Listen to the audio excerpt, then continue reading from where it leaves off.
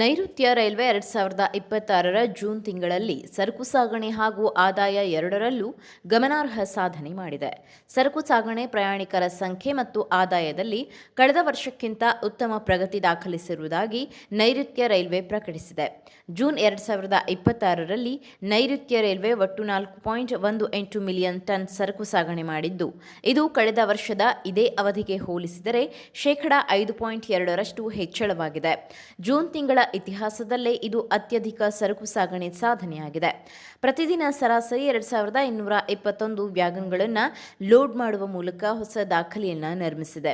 ಕಬ್ಬಿಣದ ಅದಿರು, ಉಕ್ಕು, ಖನಿಜ ತೈಲ, ಸಿಮೆಂಟ್ ಹಾಗೂ ಕಂಟೈನರ್ ಸಾಗಣೆಯಲ್ಲೂ ಉತ್ತಮ ಬೆಳವಣಿಗೆ ಕಂಡುಬಂದಿದೆ. ವಿಶೇಷವಾಗಿ ಆರ್ಎಂಎಸ್ಪಿ ಸಾಗಣೆಯಲ್ಲಿ ಶೇಕಡಾ 34.5ರಷ್ಟು ಏರಿಕೆ ದಾಖಲಾಗಿದೆ.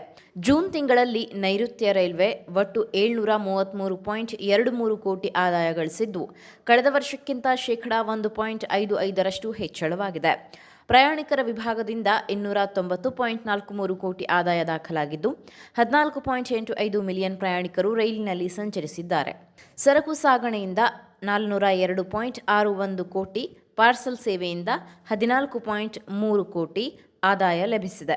ಟಿಕೆಟ್ ತಪಾಸಣೆ ವೇಳೆ 58,000ಕ್ಕೂ ಹೆಚ್ಚು ಪ್ರಕರಣಗಳು ಪತ್ತೆಯಾಗಿದ್ದು, 4.96 ಕೋಟಿ ದಂಡ ವಸೂಲಿ ಮಾಡಲಾಗಿದೆ ಎಂದು ನೈಋತ್ಯ ರೈಲ್ವೆಯ ಮುಖ್ಯ ಸಾರ್ವಜನಿಕ ಸಂಪರ್ಕಾಧಿಕಾರಿ ಡಾ.